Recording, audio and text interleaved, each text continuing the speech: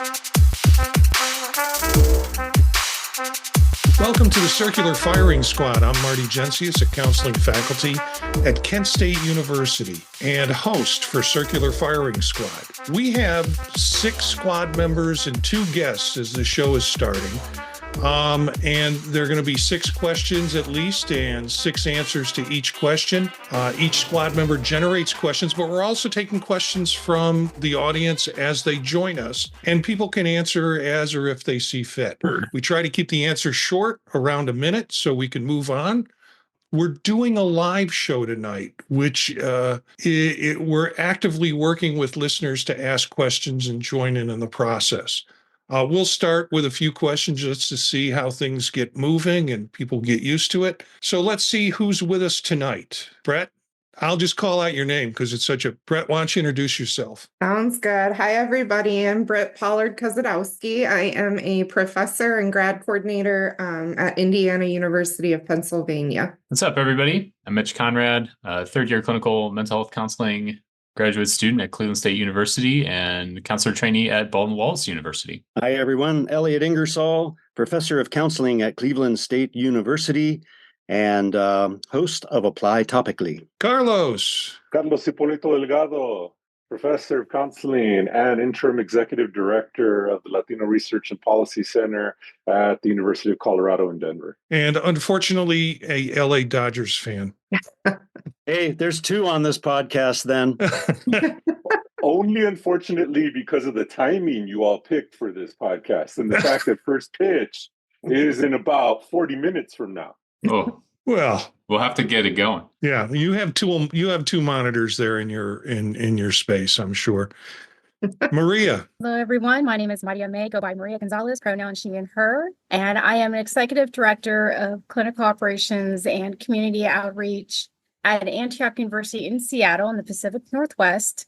I'm the past president of WASIS, current president of the ACA of Washington, and a co-founder of our Latinx Social Justice Mental Health Institute. Thanks for having me. Elvis. Hi, good evening, everybody. My name is Elvis, and I am an English teacher working currently in a rural area in Bolivia. And Michael. Hi there, everyone. I'm Michael DeAndrea, a lifetime member of ACA and currently president of Social Justice Creations. Great. It's good to have everybody here. We're going to start with what is Maria's first question, kind of on the light end. So it's the season of, it's fall. I love fall. I don't know if you all do, but I love fall.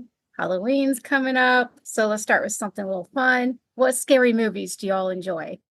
Love this question, Maria. Thank you very much. Halloween's my favorite holiday. And yeah, there's so many, but The Witch, Robert Eggers' The Witch, The Autopsy of Jane Doe, and one REC, R-E-C, and it's a zombie film with a video recorder, which is where the REC comes from. But that and the sequel, I watch over and over again. I'm not a big scary movie fan. That's not my thing.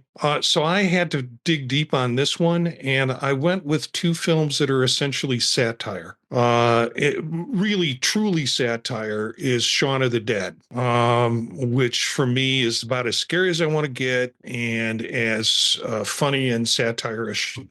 However, I had a chance to see Cabin in the Woods, which again is sort of a social satire with horror, I don't even call it horror elements, but it's like all the bad beasties come out to get you.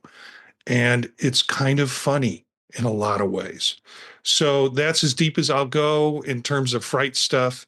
And that's about as much of the genre as I've seen. I think like you, Marty, partially because of family, I've been forced out of scary movies. My wife despises scary movies, says she does not like being scared. But I'll go old school for you because it still haunts me to this day. What, The Exorcist? I think I saw that far too young. I think I grew up in an age where like kids were thrown into scary things. Yeah. And that movie still haunts me to this day, but it's darn good. Yeah, I think... Sorry, go ahead, Doc. My buddy and I, we had seen every horror film we could, and The Exorcist came out, and we're like, oh, we're going to go, and we're going to, make fun of it, blah, blah, blah. We're in the theater. We're like, we were just totally gobsmacked. And I slept over at his house and we kept all the lights on all night. So I did my doc work at the University of Maryland. And anytime anybody came to visit, we'd take them to Georgetown so they could see that staircase.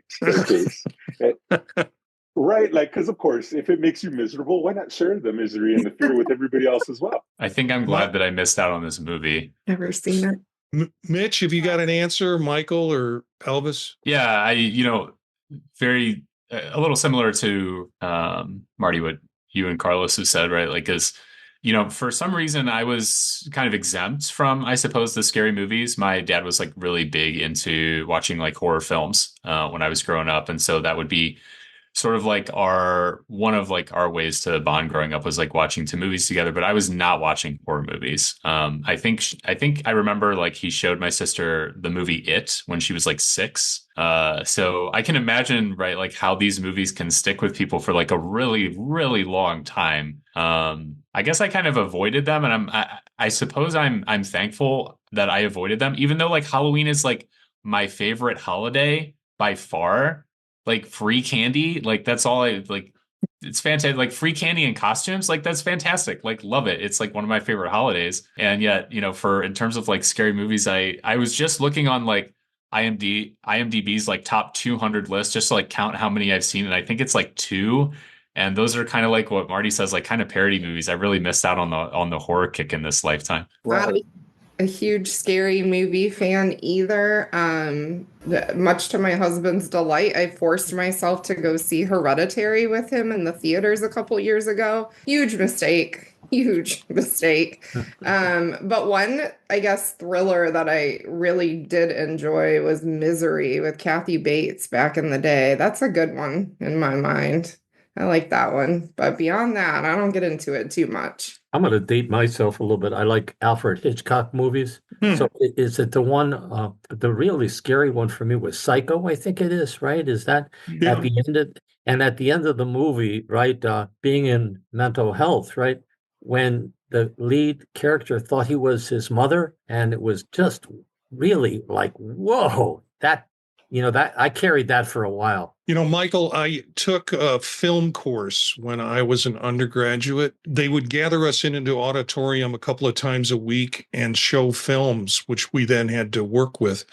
And my professor was like a Hitchcock expert. So I saw Psycho for the first time, and it's an experience to see it alone. Most people will see it alone, but seeing it in a theater with a bunch of other people, whoa, you get the full effects of it. So if you are talking about scary movies, I would say that Sinister is one of the movies that really scared me at that time. It has to do with kids, so I think that's a very delicate situation. And since then, I remember I stopped watching such movies. I got really kind of traumatized. I was very young too, so that was really strong movie to me. Before that, I used to enjoy scary movies like Paranormal Activity was kind of movies with different it's a series of movies, right? So they were pretty famous in my country, and then I stopped watching them after Sinister. Maria, what's your answer? Ooh, I have several, like Elliot. I have those that are nostalgic that I just keep watching over and over and never get tired of. Like 1978 Halloween, the original. I loved Exorcist. I did Stairs, Carlos, where you were saying, but I also did the tour in St. Louis. I also love zombie movies. Elliot was talking about Rec, which is from Spain, from España. But I love, it was an 8. I don't know if y'all saw this one, but it was Return of the Living Dead. It came out around 84, and it was when the zombies actually took off running. And that's when I was like, whoa, I wouldn't make it like past 2 minutes in that kind of movie. But I loved it. It was so 80s. It was fun, but it scared me as a kid. And it was around that time where I also saw like Aliens, The Thing, Prince of Darkness, those kind of movies that were just great. And I would say recently, Brittany, to your point, I loved Hereditary. Loved it. I thought, I even thought this might be okay to play in class. I was like, no, I better not. Because I just thought there was so much to unpack there, right? With family and everything. But I do enjoy those movies. I grew up with them. So this was fun to hear what everybody else enjoyed. Thank you. I have to tag on. When my son was 15, I took him and a bunch of his friends to see Hereditary. That was the funnest way to see that movie. And it was horrifying and terrifying. But when you're with a bunch of 15-year-olds, it just like jacks everything up. It was great. Mm-hmm. My wife did force me to go see a really terrifying movie. Once we got there, however, I made her sit through the whole thing, although she wanted to leave. It was a movie called A Chorus Line, and she insisted that we go see that. And it was one tingular sensation, I guess I'd say. It was terrible. Let's go on to Britt. I'm going to toss your question out. We'll get a little more serious. All right. How do you decide between doing what is best for your students or clients versus doing what's best for you, which are sometimes at odds? Not that I'm going through anything right now. Are we just kind of free forming it, Marty? Okay. Yeah. I mean, I think most of the time I feel like there's congruence between those things, but I push myself. I operate at, even with long COVID, I'd like to go as fast as I can. And when I get a good idea, I want to, get student input. And I don't know, I think this may be Freud would say maybe it's perhaps a delusional answer with some subconscious material that ought to be explicated at some point. But yeah, I just feel like my normal life is burning myself out, going way over the line, running out of gas, and then recovering and being like, oh, that's where the line was. So, with student stuff, with student projects, or just things with class or issues they're having with internships, it's easy to kind of just get absorbed into it. But that may not be a healthy answer in terms of self-care. I will own that. Yeah, I like what you said about congruence, because I feel like there can absolutely be some of that too, is the idea, right? Like, that oftentimes what's best for, like, and I don't want to say oftentimes, but like there are times where it's like what's best for students is like what's best for us too. I've definitely felt like that in terms of counseling. So far in terms of like with like working with clients, is that like I feel oftentimes like it feels like very naturally kind of like flowy, but at the same time, I do think that I've talked to some other people, for instance, like in, just like generally in the field. And I think one of the things that comes up for me is like how much time people spend sort of like outside of session thinking about like the session, like the upcoming session of like, I need to have this big plan for the session. And maybe you do, right? Like maybe you feel like you do need that. And also that seems like a very interesting kind of, there is that component of like, how much do we owe like clients or students kind of like outside of the time that we're sort of like allotted with them. Right. And I think like that comes up for me a lot, is like, how much time am I spending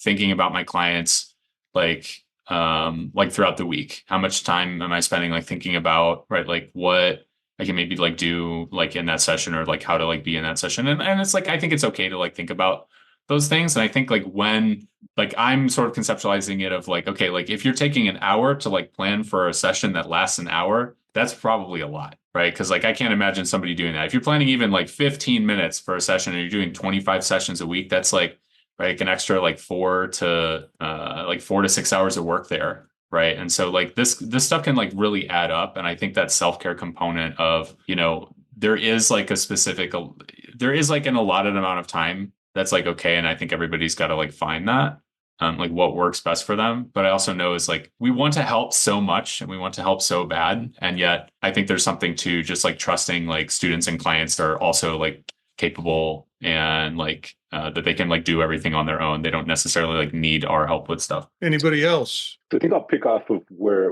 Mitch was going. And I think for me, it's a difference in real time versus like forecasting, right? So in real time, if I'm in that space with you, and what you need is that's the priority in real time, right? If I can forecast, then it starts to change, right? So I'm trying to think of an example. It's like somebody asking me to sit on a committee, maybe. Honestly, it's going to default to what's best for my family. Does this mean I'm spending less time with my kids? And so I'm kind of kicking myself right now because of something like that, where I agreed to take on a center role, director, interim director. Did I say that out loud? It's taken me away from my family a lot, and it's just been like, oh, like it hurts. So if I can forecast it, then I got to prioritize what's good for them, and that's usually what's good for me, right? But in real time, I'm going to give you everything I got until I don't got a whole lot more. I can chime in here. I'm a new program coordinator, and students can be very demanding. They've got an issue, they want the issue resolved right now. And sometimes I have to gauge myself in saying, I could spend all weekend responding to student issues. And then part of it is like, I need the time for myself, or I need the time for my family, or I need the time away from the job. In turn, I think students don't get the immediate gratification. They have to wait a couple of days or sometimes a little longer to get the answer to their question. And sometimes their questions have big implications for what the program's going to do in terms of courses and such. So it takes a while to figure it out. So I'm trying to take care of myself in the process and take care of the student. But I find that I am like no good if I'm not taking care of myself. Absolutely no good. I get angry. I get kind of grumpy and resentful. And so I'm being much more comfortable now saying this is going to be a 9 to 5 job, whether I think it needs to extend itself into my evenings and weekends or not. And the rest of it's going to have to wait. That's good for me. And it's probably good for students too, who might be more used to, and they're going into the field of counseling, where there's lots of unknowns. There's lots of things take a lot of time.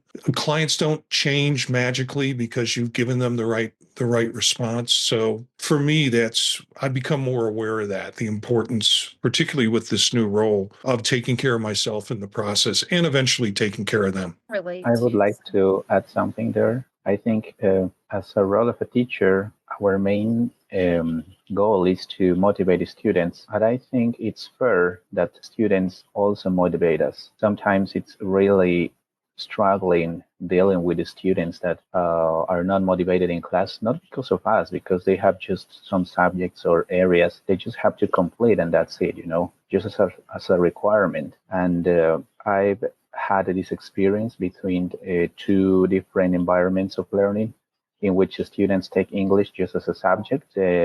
It's mandatory for them to pass, and they are just they just need to complete some tasks, and that's it.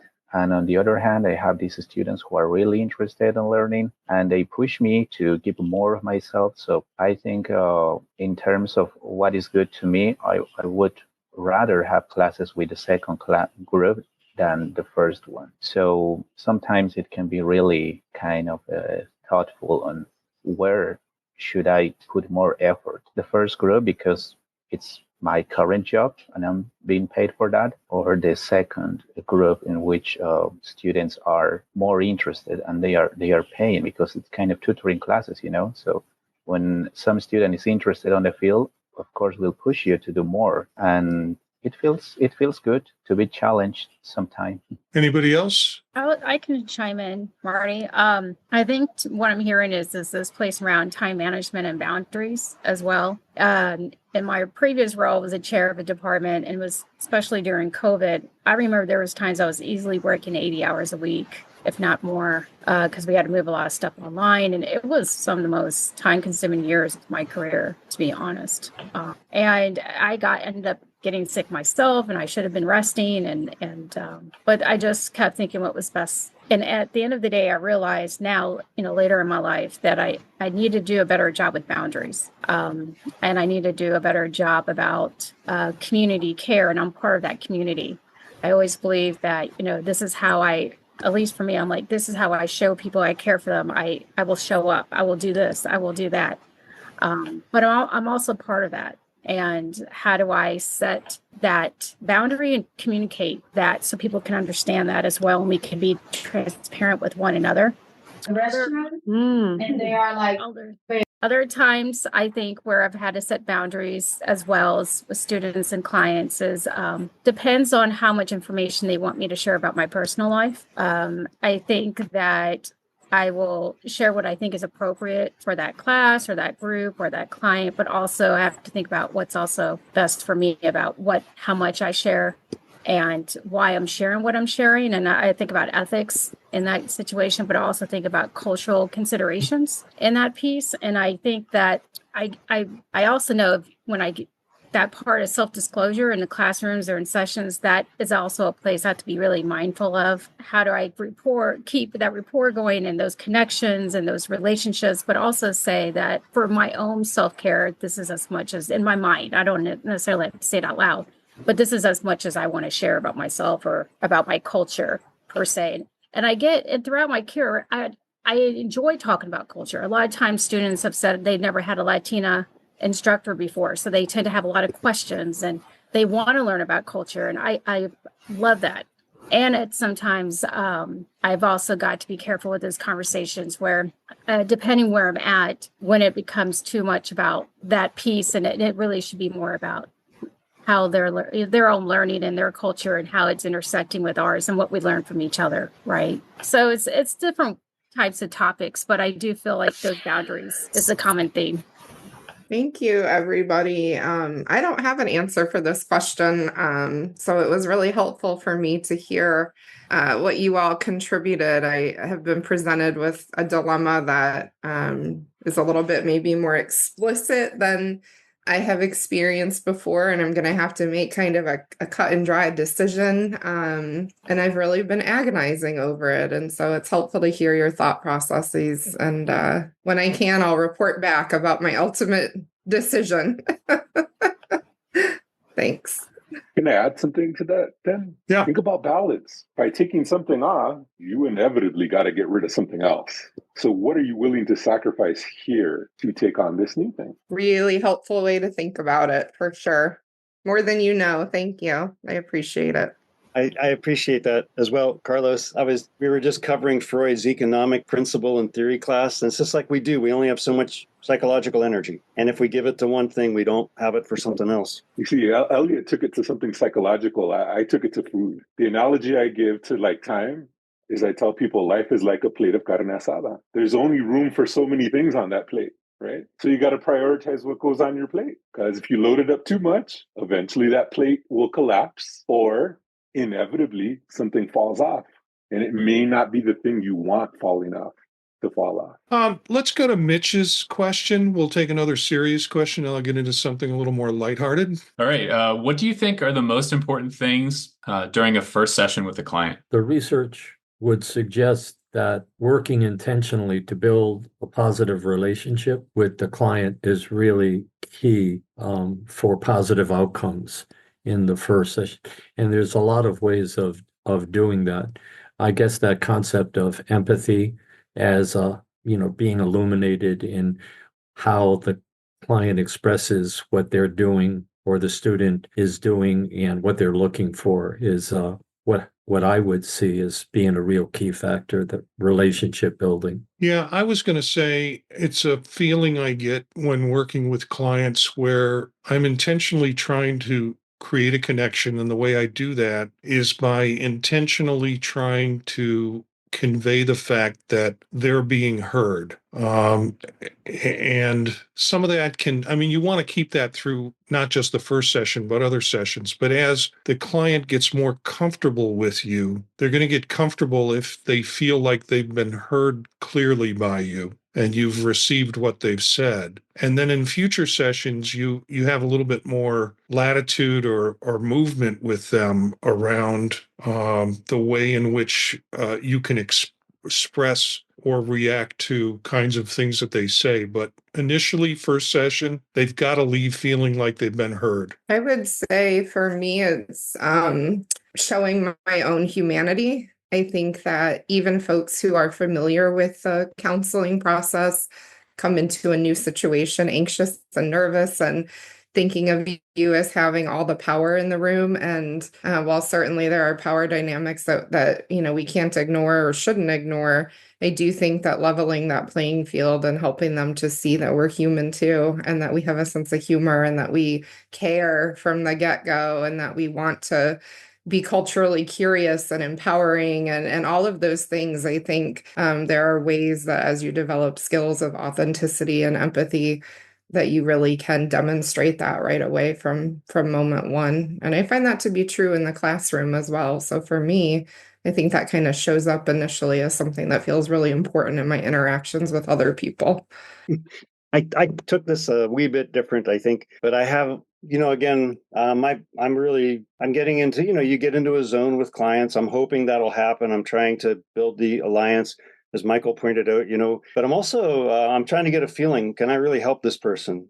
Do I have something that's going to help this person? I have an overactive olfactory system. So the smell of a person is really important to me. And I'm not saying I diagnose on it. I'm just saying it gives me a sense of where they're at. That's going to sound a little out there. I don't mean it to, but it's just, that's always been my strongest sense.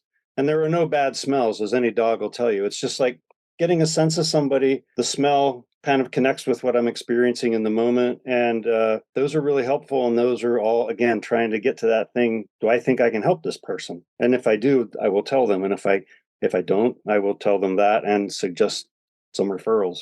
I love how Michael got us started. I love what Marty added in there as well. And I think the piece that I would kind of add into there is also pace, like figuring out the pace that they want to move at, right? Like one of the things that I find very annoying is when a counselor sits down and it's like, tell me what brings you in today. If I'm calling AT&T about my cell service, that's the response I want. But if I'm coming in to work with somebody, and maybe this is a cultural element, right? I want to build that relationship. I want to know who's sitting across from me. I want to know that there's that connection, right? That person can help me, as kind of Elliot brought up as well. So I want to kind of match the pace that they're going at. And so if they're taking their time with it, and if they want to get to know me, yeah, let's take time. Let's build rapport. Let's make that happen. However, I'm also a school counselor by training. If there's something we got to fix right now, let's fix the darn thing right now. And let's jump into it. So let's try to figure out the pace where you want to work. I was just going to jump in and agree with a lot that's been said. Definitely try to build that connection, try to see the severity of what's going on in that first session, what that person's coming in with. Of course, want to make sure, like you're saying, Carlos, where are we at with something versus is this something we have to discuss today, or can we take it over time? What is going on?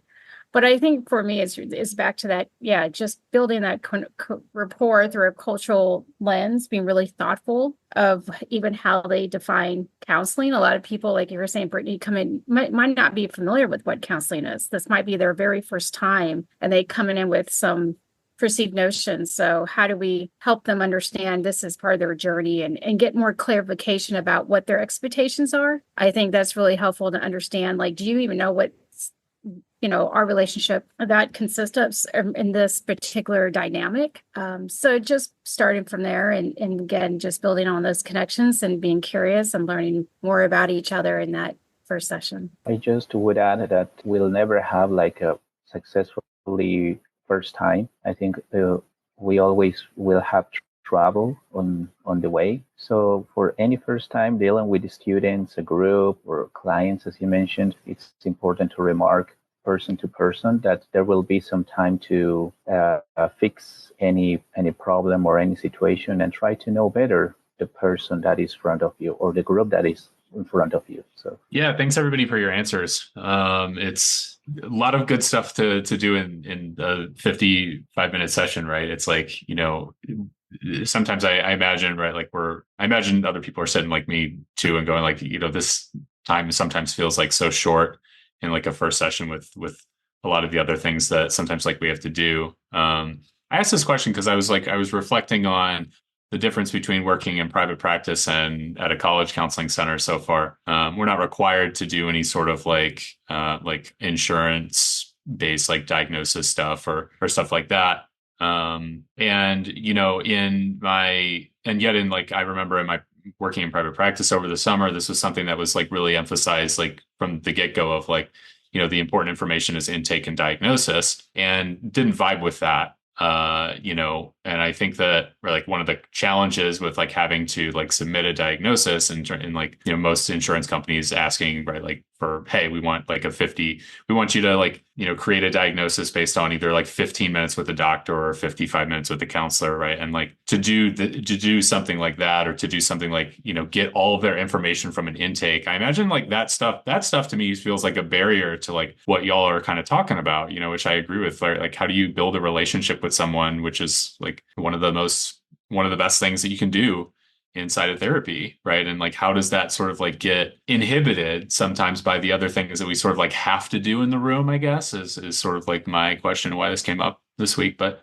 thanks everybody for sharing your answers. Really appreciate it. Mitch, that was a wonderful response. And this is what drives me crazy. Our system is so wacko. It is so out there. We have, for things to get paid for, we have to give them a label that may mean absolutely nothing because we don't know what the etiology of any of the disorders is. So we can say, oh, bipolar 1 disorder. We don't know what that is. There's a very high probability that there's a single neural circuit that is responsible for bipolar 1 disorder, schizophrenia, and depression with psychotic features. I mean, we don't know. And that they put all of that first is very aggravating. So thank you, Mitch, for kind of giving voice to the things that stop us from doing what I think is the healing work. Okay, I'm going to throw in my question next, which is, what is the strangest food combination that works for you? I'll jump in because I have a favorite. I think I've mentioned it here, but it's elk or venison meat mixed with Mueller elbow macaroni with a little bit of butter, and then I eat a popsicle. So I have meat, macaroni in one bite, and then I get the spices and I get the heat, and then I have a popsicle and it cools it down. And I could do that all night. I'm a simple person. Any other weird food combinations? I don't have one necessarily, but I just feel like this is maybe like an advocacy moment for like people who like pineapple on pizza. Like I don't personally like it like a lot. Like I will have it, right? And I will like enjoy the pizza and I'll be like, yeah, that was a good pizza. I'd rather have pepperoni, but like pineapple is good too.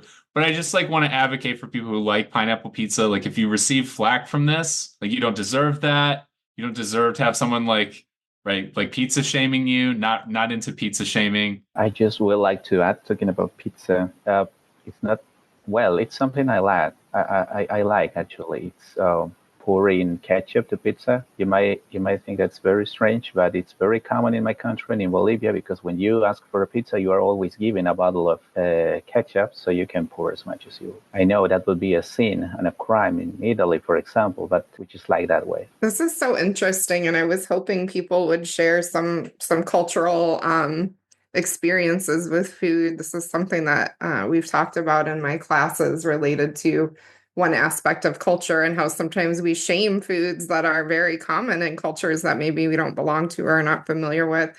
For me, I grew up eating spaghetti with slices of bread that had peanut butter on them. Spaghetti sauce and peanut butter go together brilliantly. If you haven't tried it, I highly encourage you. And I have run into other people that have done this too, so maybe it was an 80s thing. I don't know.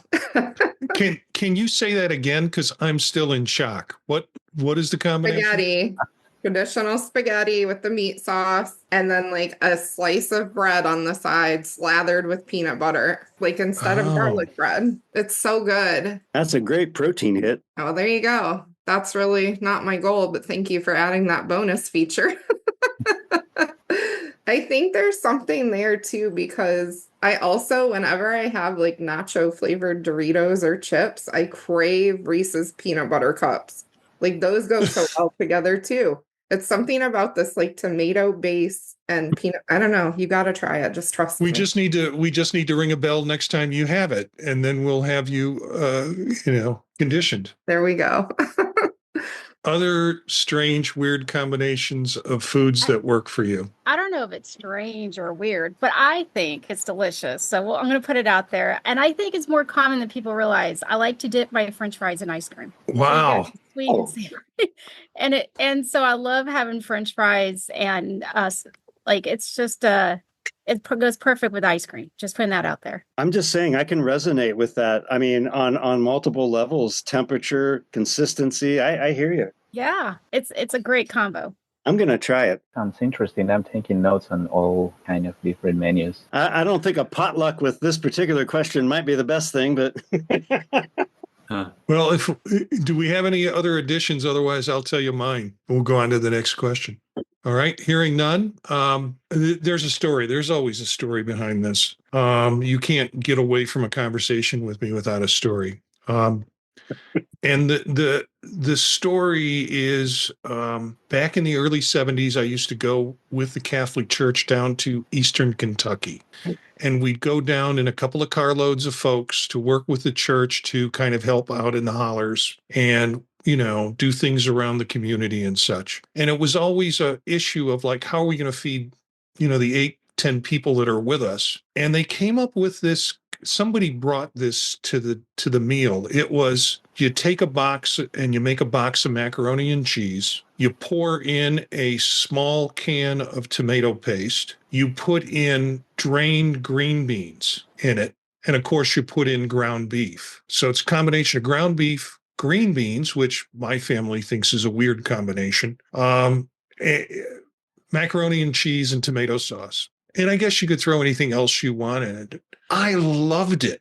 It was like I took it home. I ate it when I was cooking by myself in college, but I have not been able to pass this recipe on. And then I realized years later, we had invented Hamburger Helper. That is essentially without the green beans, but that is essentially what Hamburger Helper is. Cheeseburger Hamburger Helper is everything without the green beans. Try it with the green beans, though. So that's my weird food combination. And I get cravings for it, and I will probably make it sometime this week. I hope haven't had it in someone years. from your church trip has the patent to Hamburger Helper and has done very well with that. That sounds delightful. All right. Let's go to Carlos. Carlos is going to throw a kind of surprise question at us, I guess, because we weren't prepared for this. Right. I was a bad student. I didn't do my homework in advance. But I'm going to try to take it to the serious side, maybe. What are you passionate about? Okay, I'll start, and that'll give time for other people to come up with actually more responsible answers. I walked into an Apple store today. Elvis was with me, and we went into an Apple store. And the person who was directing people, you go in and you get the greeter right away, and the greeter wants to know, what do you want to get? How can we help you? Things like that. Well, I kind of explained what I was doing there, and she said, I recognize your voice. Oh, yeah, I recognize your voice. And I was like, what? And she said, from the Vision Profiles podcast, the other podcast that I do. She goes, I listen to it. It's great. And I was like, oh, man, that hasn't happened since I worked in radio, and people didn't need to see my ID because when I was writing a check, because they knew it was me by my voice. So what am I passionate about was your question. The thing that's bringing me the greatest joy right now is because work has got its own thing going on. But I like working with associations, and all that's fine. That's the healthiest part of the work that I do. Really, and gives me joy. But I am really enjoying the podcast stuff that I'm doing. The ones that I produce and the ones that I'm on is just like it's my bowling night every day of the week for me, or it's like what people do to go play golf, what they get out of playing golf so much. So, yeah. So that's probably very not as altruistic as one's passion should be, but that's what I'm digging right now. That's a great question. I really hope 80% of every day is spent with things I'm passionate about. I love cooking. I love my family. I love messing around the house and trying to fix things and sometimes making them worse. I love music. I work in community theater. I'm in a group called Hannah and the Patriarchy. We have a gig coming up on October 25th at Barmacy in Akron. So if any of you are locals, but yeah, I love teaching and I love counseling people. I used to think I loved leadership, but I don't. So in exploring different avenues, I can tell the difference now. And that's one of the things I like about being old. If something doesn't feel good, it comes to me much quicker now, and I waste less time on it. So thanks for the question. Yeah, I take this question. Obviously, it's fun to talk about stuff that you're passionate about, right? So let me get on my psychedelic soapbox and talk about psychedelics for a minute. So this is right, like psychedelic assisted therapy is something that I've been like just zoned in on for what feels like the past year, in terms of like how significantly more beneficial it can be, especially for clients who have experienced trauma. And there's a lot of clients out there who've experienced trauma, don't even necessarily like conceptualize, right, that like they have experienced trauma. Not that someone like needs to use a psychedelic medicine like MDMA or psilocybin or ketamine. These are some pretty intense types of therapies, but for a lot of people who haven't seen, for instance, like responses from psychotropic medication, right? Like your third psychotropic medication is your third and fourth psychotropic medication, like remission rates, like 10 to 15%. It's not it, right? Like it's not it. And so, right, we got to try different stuff, right? Regardless of this counseling, right? Which I think is, certainly, seems to me to be like equal to something like psychedelic assisted therapy. I don't think that one is necessarily superior or not. I think it's more about the idea of like different options and the greater sum of parts for something like trauma treatment, right? You wouldn't just want to use like, okay, we're just going to use a psychotropic and see how things go. It's like, you can if you want, right? You can, if you want, throw the kitchen sink at this stuff, right? And, is that going to work? Is that not going to work? I can't guarantee it for any individual. But, I think some of the clinical research that we're seeing in terms of like, not just how well these medicines are treating, clients with, long-term, like 10 plus years depression, 10 plus years, generalized anxiety, 10 plus years suicidality. We're just seeing numbers that I don't know if we can approach this stuff in counseling for people who have like some pretty significant symptoms. So that's where my passion is. I think it's, to me, it's sort of like a matter of like when and how legalization happens. At this point, some states have decriminalization processes and legalization processes going on. But in terms of like, one of my top few passions, that's definitely where it's at right there, is like providing that therapy eventually, and also teaching about that therapy and what integration looks like, which is just as important as the medicine itself. So I just want to add here that you may be familiar with this, but the book is called How to Change Your Mind. Yeah. Love it. I find that to be the most comprehensive overview of research that has been done in many of the issues you're pointing out here now. And I would think in the next decade, this is going to be increasingly more frequently used. Yeah, as we generate more and more research about how to go about it, who's the optimal client that would benefit. But I really appreciate you saying everything there, because I think there's a lot of utility with it. Thank you. Yeah. And just to bounce off of that, right? Like the research really is, especially since that book was written, it's really taken off even further. I think one of the things that we're seeing in terms of comparing old treatments like EMDR or CBT to new treatments is we're seeing just a plethora of outcome measurements for psychedelic therapy, like 15 to 30 outcome measurements. You look at like Roland Griffith's study in 2016, right? It's got almost 30 outcome measurements. Stuff for CBT and for like, trauma treatment, like EMDR and prolonged exposure, you got like 2 or 3 outcome measurements, right? Like how much do we actually, my question is more along the lines of like, maybe we don't need more psychedelic research. Maybe we need more research on the other stuff that we're using. Yeah. Any other responses to things that you are passionate about? I can go. I think for me, this has been one throughout my entire life, no matter where I've worked or what I've done, it's been human rights on different kind of levels, but international human rights as well. And I think that for me, mental wellness, mental liberation was part of human rights. Higher education, teaching, all that is connected to human rights. So I feel like that's been my theme throughout my personal and professional life, is how do I stay congruent to that particular passion and live, for me, a purposeful experience in the work that I've done. That's really important, that at the end of the day, I believe in what I do, and I do the best I can in the world with it. And I think as also part of that is my own family and community. And so being part of that and being part of our evolution as a community is really important and passionate for me. And I've been really fortunate that I've had people in my life to role model for that, be involved in that journey for me. And honestly, have planted a lot of seeds so I can walk in that garden that they've planted before me.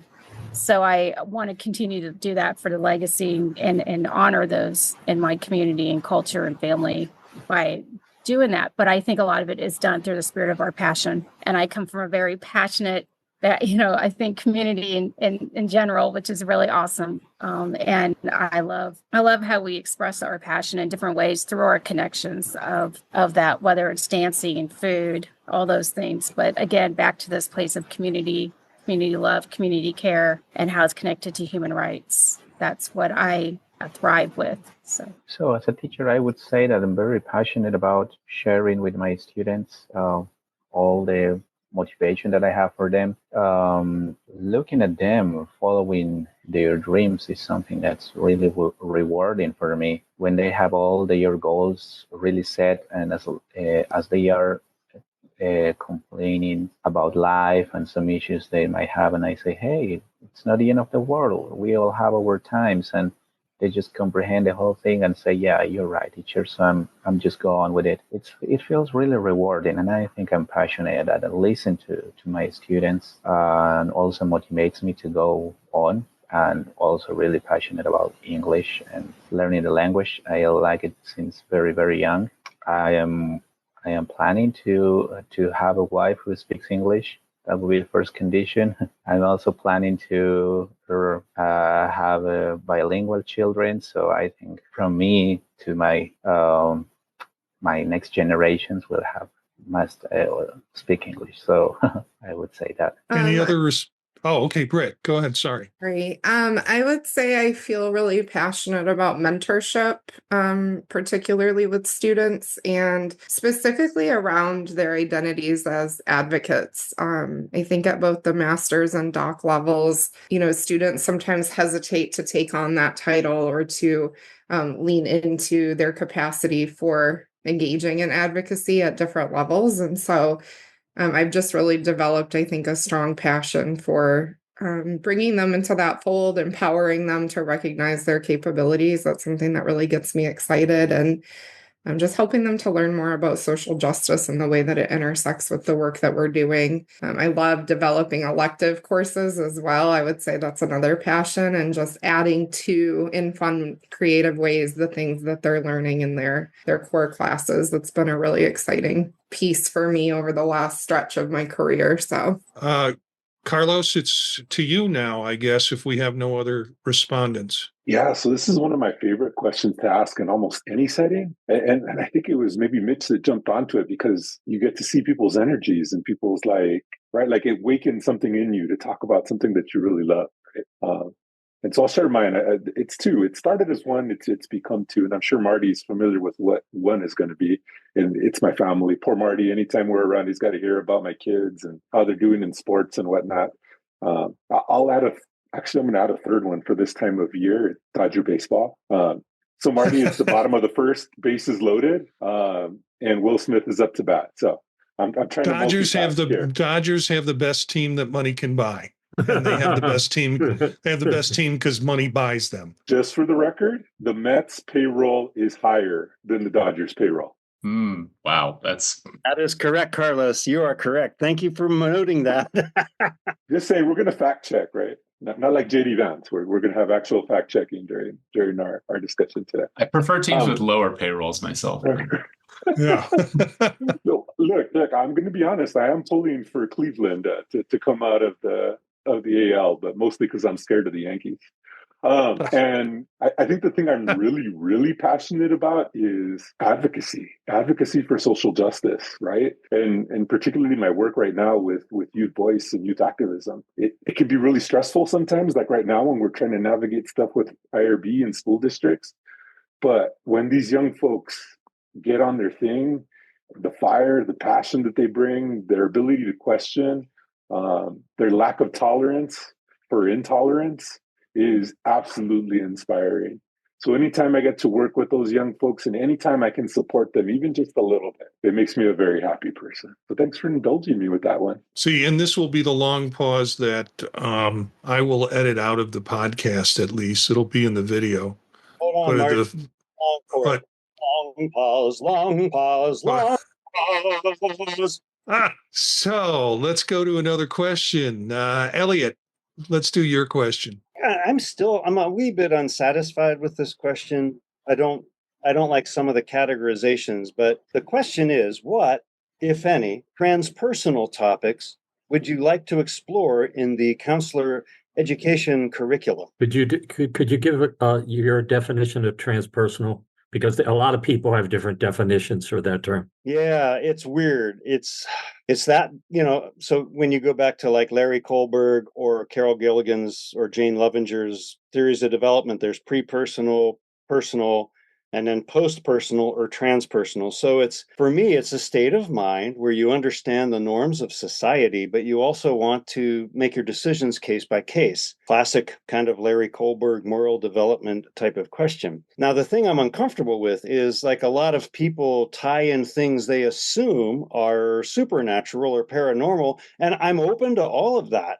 Gee whiz, anyone who knows me knows I'm open to anything. But I'm also like, well, we don't know what they are. It's like bipolar 1 disorder or schizophrenia. We don't know what they are. So let's not say it's supernatural or paranormal. Let's just say it's maybe beyond the normal range of experience. So when I think of transpersonal, I would say someone who's able to look at the conventions of society and then make decisions on a case-by-case basis, and a mind that is open to transcendental possibilities. And Aristotle, he recognized transcendence, but he said it died with us biologically. So I'm not saying it has to go into another life or world, although I have my own beliefs. I'm sorry, that was way too long for an answer to your question. I say that because I've been studying the last 5 years a gentleman named Ken Wilber, who has put together a fantastic series of books that he's published. Just out of curiosity, could people give me a signal if you've heard of Ken Wilber? Not too many people. Michael, I worked with him at Integral Institute for about 5 years. My whole tenure and promotion to full professor program was based on his integral philosophy. Yeah, so that's where I lean on his definition of transpersonal, the 4 quadrants he has and looking at different lines. And what it came clear to me is that, in counselor education, we have an intensely fragmented approach to dealing with different theories, like in human development, Kohlberg and Gilligan. And so it's really fragmented. And he has developed a well-researched model of transpersonal that looks at consciousness development. So I think I'm glad you said that, because I see transpersonal in a kind of a different way, and I imagine other people have different views on that as well. I just have to say, Michael, thank you. It's always exciting to meet another Wilbur reader and studier, and I'd love to hook up with you about that offline.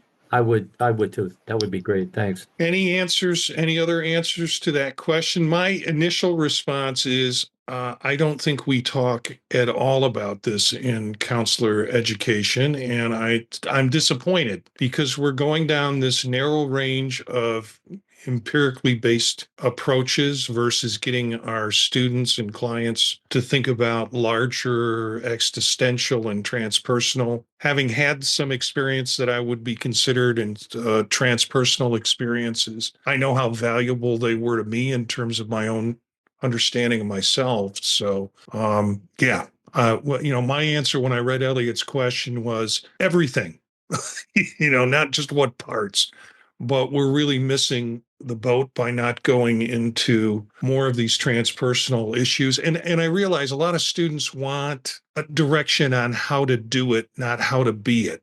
And they're paying us to figure out how to be a clinician, how to be a technician, not how to develop interpersonally in themselves. So that's my answer to the question. And it looks, Elliot, did we lose you? We lost Elliot. No, he'll be back. Any other responses to that? I do have a question that's not related to that, but I'll wait until other people. Can you hear me okay? Yeah.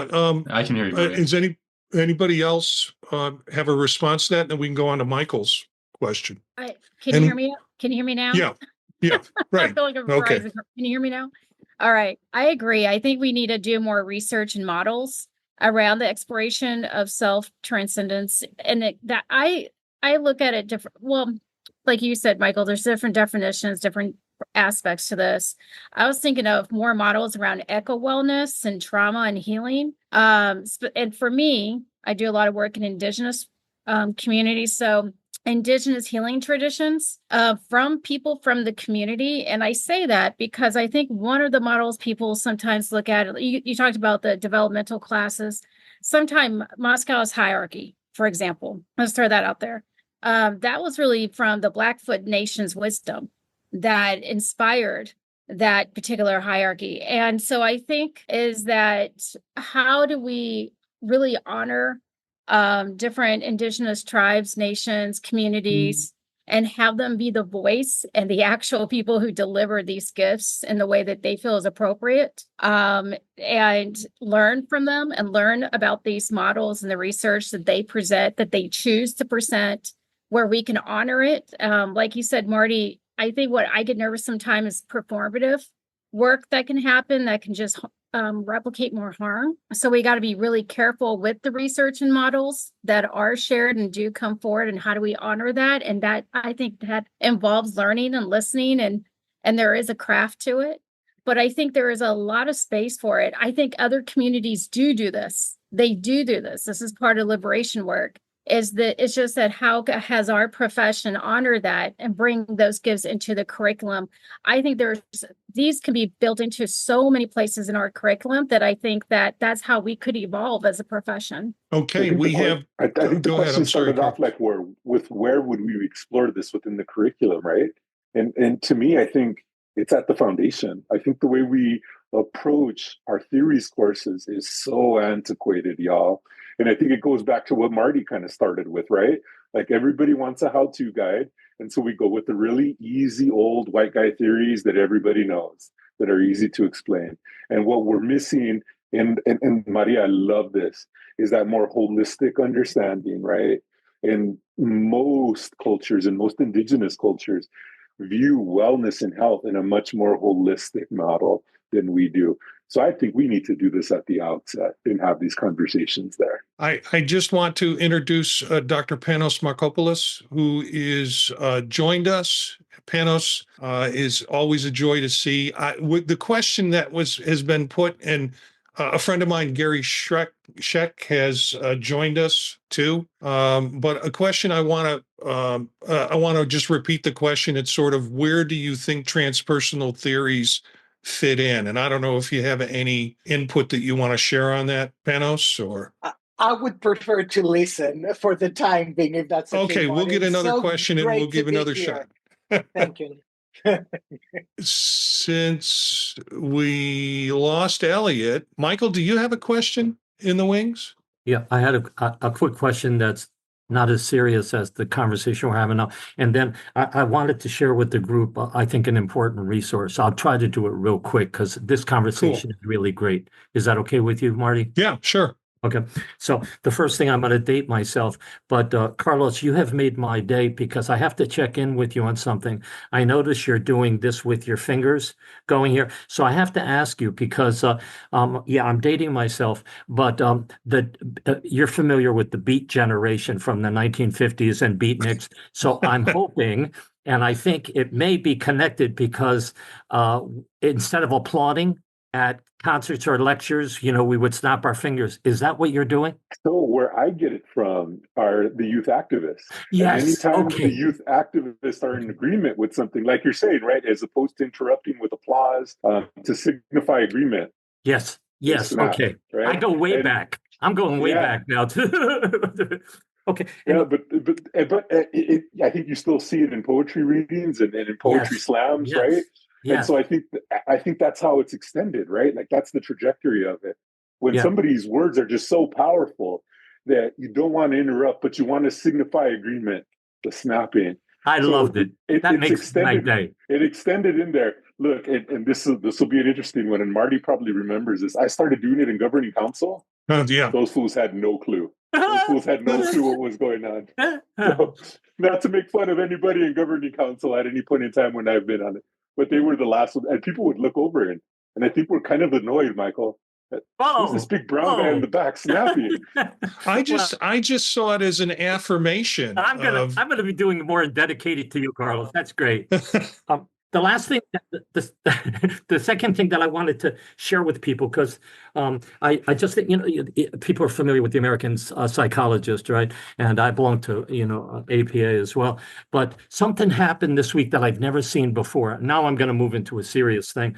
And this is a special issue. And people who are familiar with my career, I focused in on white racism and white supremacy, with over 4 decades of stuff. And so this special issue is dismantling racism in the field of psychology and beyond. And I'm not going to read very much of this, but I'm going to read a couple of sentences here about this, because I think this is one of the most important special issues I've seen in the course of my career. And they open it up with multiple authors here. The call for psychological science to make amends. I stopped there when I heard them say the call for psychological science to make amends for causing harm to communities of color and contributing to systemic inequities, like the American Psychological Association, requires a critical acknowledgement that science itself is not neutral, but a social-political and ideological endeavor. And then they go on and they say that this special issue is to ask for forgiveness for the ways in which psychology has caused harm. And it's like unbelievable how they pull in all this research on what has been done. So I think that's an area, and I'm biased because I've done over 40 years of studying on this. And I think at this particular time, particularly with the political situation and the upcoming election, and I'm going to try to put out, Marty, and if you think I shouldn't do this, you can let me know on a. I want to start talking to the counselor educators and supervisors on CESNET, which, Marty, you deserve so much credit for over decades of pulling this stuff together and sharing information. I really appreciate that. But I title it Breaking the Silence, because I don't understand why there hasn't been any discussion over the last decade of what's happening in this society with threats to democracy and the lies that are going on and how that's affecting people's mental health. So I'll end it by saying, if you can get a hold of this special edition out, because as I'm reading this, I'm thinking ACA needs to make amends. The things that they're saying in here is really reflected in our organization for decades and decades. And as an advocate and an anti-racist, I think we could really benefit if we did something in ACA to seek amends for the harm that we unintentionally do. Peace. That's it. Thanks. Thanks. I am going to take it on a lighter note, and then also from that, we'll have a final question for everybody. And I hope Panos and maybe even Gary can jump in on this if he's still with us as part of the group. What's your least favorite dining experience? And I think this came from either Britt or it came from Mitch. What is your least favorite dining experience? Anybody want to jump in on this? I would say that it's not something that it's something that usually I would say that those dinners I'm not ready for. Like, I have already had dinner and suddenly somebody invites for another dinner or maybe a meeting, and I'm already full and satisfied, but I cannot say no to that kind of offer. So I have to eat anyway for not being unpolite. So those kind of dinners are kind of uncomfortable to me. So I like to eat. I love to eat. But when I have already eaten and after that I have to attend another dinner, yeah, that's kind of hard to me. I think for me, like I love to go out to a dinner and I love for it to be a full kind of ambiance kind of thing. And this recently happened on a family vacation. We went to a nice place and just some folks in there at another table had been overserved and were being loud and vulgar. And it just takes away from the environment, right? Like you're in a family establishment. I'm there with my kids, right? And they're not little kids, but still, like you want folks to have a good time, but don't make the experience about you to the detriment of everybody else in the establishment. And what was really funny was like a waiter came up to me after and was like, I totally get why you wanted to move, because those guys were being complete jerks. That's when it's bad, when you just mess with the ambiance for everybody else. I've got to go with loud, particularly, well, if the restaurant gets too loud, I can't carry on conversation. It's a little frustrating for me. And because of my tinnitus and being able to hear as clearly as I'd like to. And it seems like I'm having a shouting conversation over a meal, which I don't want to have happen. Now, that can be kids, that can be film, that can be the restaurant is filled with people. It can be even there's some restaurants where their room structure doesn't absorb sound. It just bounces it around. And I think of Chipotle. I mean, they have lots of metal walls in Chipotle. And there are lots of reasons now I don't go there anymore, but I just remember it as being a loud restaurant. So yeah, it's noise particular. Marty, I'm the opposite. I love the restaurant. That's why I was giggling. I love the restaurant to be noisy because I feel that there is life in there. So my least favorite dining experience, which I have encountered that quite a few times, is when everyone is quiet. So I want to be loud, and I guess my friends and colleagues' least favorite dining experience is because I am very loud and they don't want that. Oh my goodness! Oh, that was much needed. Good. Any other suggestions or any other things about least favorite dining experiences? Go ahead. I was just going to say any dining experience where I have to make awkward small talk. No, thank you. I am an introvert at heart. And if I'm at a conference and my friends are like, hey, can we invite this random person? I'm like, oh, heaven help me. I'll get room service. Bye. No other response? Oh, go ahead, Mitch. Yeah, I got one. This has been a more recent thing, and I'm sure that other people are at least observing this, if not experiencing it. My least favorite dining experience has quickly become fast food. And the reason it's become that way is I've realized what am I eating? But what it took me to get there was a $10 cheeseburger at McDonald's where I'm like, wait a minute, what am I eating at this point? Because it's I can get a really nice, you can get really nice burgers for $15 a lot of places in Ohio. And McDonald's, whatever you're selling, it ain't it for me. I don't know why it took me this long. Not that I'm eating at McDonald's a lot, but I just the prices of this food has gone up by such a significant degree. And I've seen I'm sure some other people have seen the percentage increase of how much more something costs at fast food right now. But it's gotten to the point where it doesn't, it feels like it's losing its market, where I'm sure it's still making a lot of money because it's charging a lot for food. But also I'm just I will gladly pay $5 extra for a really nice, that kind of experience. Because there's tons of places around here that are doing burgers for $15 and they're fantastic burgers. And and not that I eat a ton of red meat at this point in my life, but it's I can never at this point in my life rationalize myself eating at McDonald's anymore. I have to be on the road without food for 6+ hours, and I'm I guess I'll take anything at this point and pay a fortune for it. It's being in the desert, I guess. I think for me, when I go somewhere, sometimes I'm with some people and we'll sit down, whether it's family or friends, and we start talking and we don't know what we want quite yet. I don't like being rushed. It wasn't too long ago, I was with my parents. We went somewhere and my mom wasn't familiar with the menu and the options. So she needed a minute to, and more than a minute to look at everything and just kind of figure it out.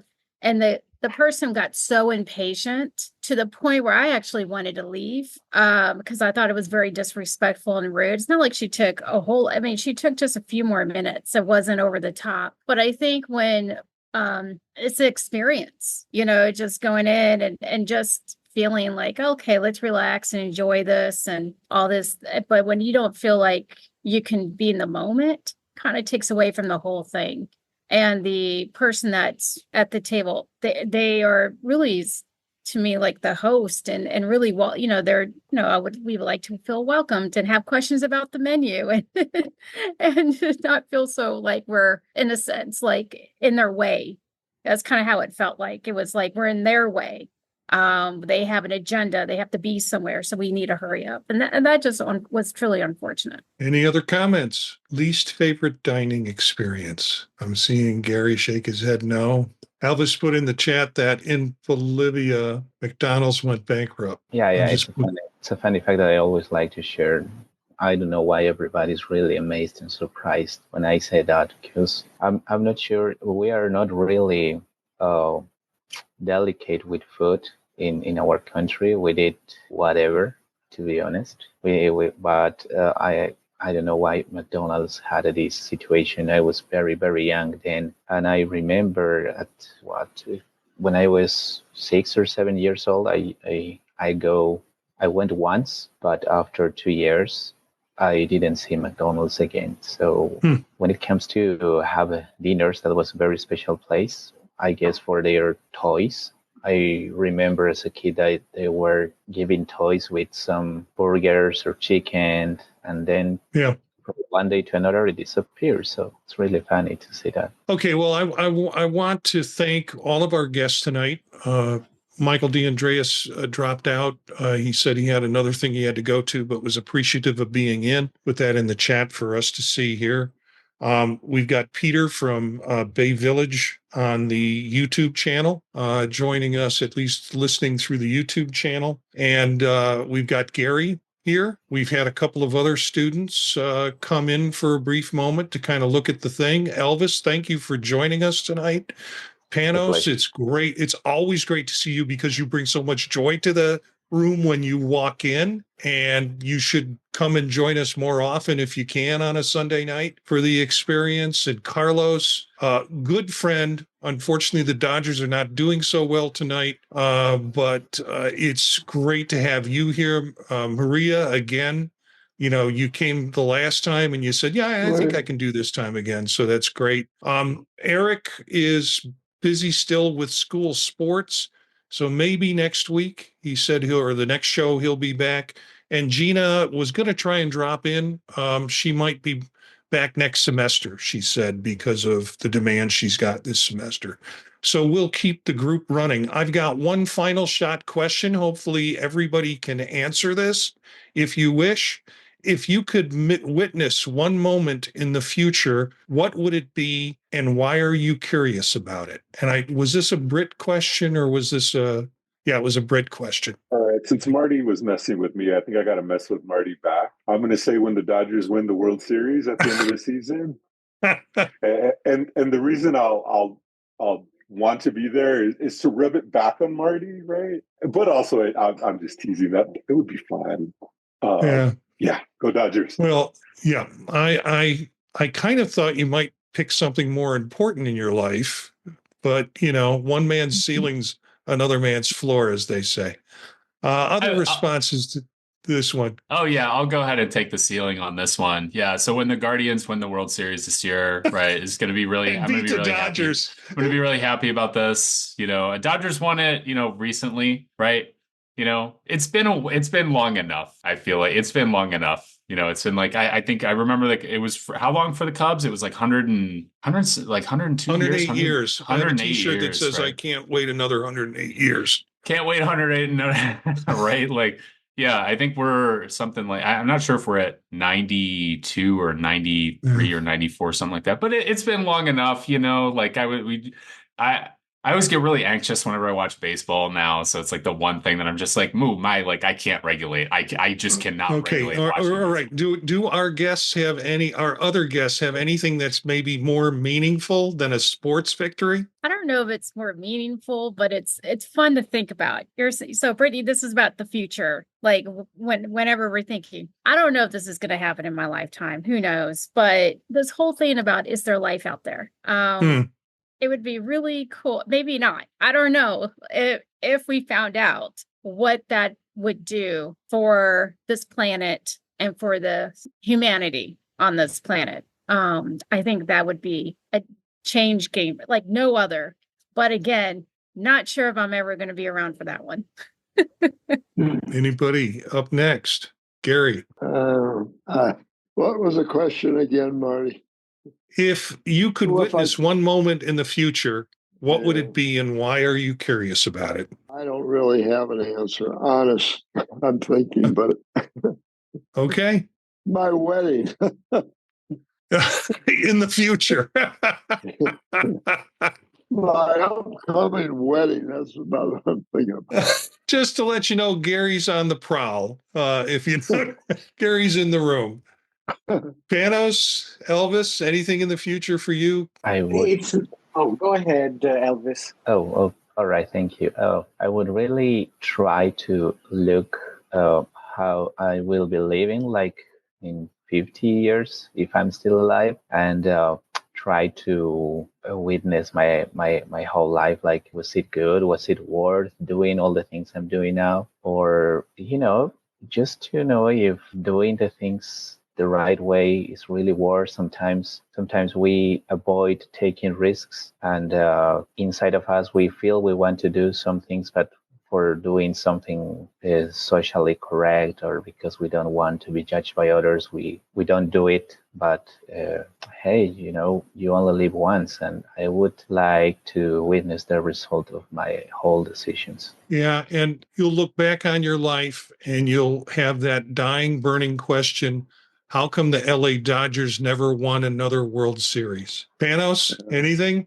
Marty and all, you see, the future is, because it is unknown, it's because it's a huge, great fear within my heart and soul. So I think I would like to try and focus, because sometimes you can't help it but to think the future, but I'm trying to focus in the here and now, because sometimes I do not wish to what is going to happen in the future, or wishing. Yeah, that's my existential approach on this. Okay.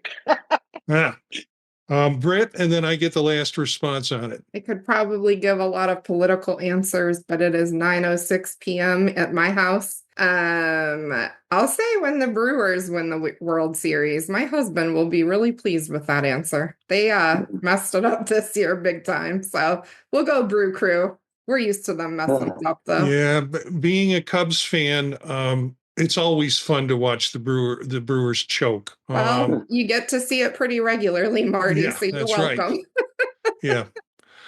My answer would be my own passing. I mean, I am really curious about that, because when I'm in the moment, I'm not going to be experiencing it as if I was watching it happen. And so I'm curious about it because I'm curious about not when it's going to happen, how much more time do I have or anything like that, but just I'm curious about what the experience would look like from an outsider. And I'm sorry, this is kind of a bummer. Marty, I wondered that too. Do you think that you're going to experience it consciously as it may happen? There's a good chance of that? I don't know. You don't, because you don't know. But that does sound kind of exciting, that you're there knowing you're dying, wondering what's going to happen. I know what's it going to be like? Yeah, well, not as exciting as your wedding. But yeah, that's what came to my mind when I saw that question. We've got to tie it up. I'm appreciative for everybody being here. Good recording, and I'll have this out shortly, and then the video recording out for everybody to see on YouTube probably by tomorrow morning. You can look for some of these characters on the podcast, thepodtalk.net. Elliot lost internet, so he's not with us. At least, well, he's with us, but he's not on the show. I want to be careful about that. But, he has his podcast too. You can find out more about these folks at circularfiringsquad.net. Make sure to check out the Tech Savvy Professor podcast, which is hosted by Eric Perry and myself, a usual guest here or usual regular on the show, and then Vision Profiles, a podcast about the Apple Vision Pro that I do. Our theme music is from Naja Quad, Real Swing Shet. That's it for this episode of Circular Firing Squad. Ready, fire, aim.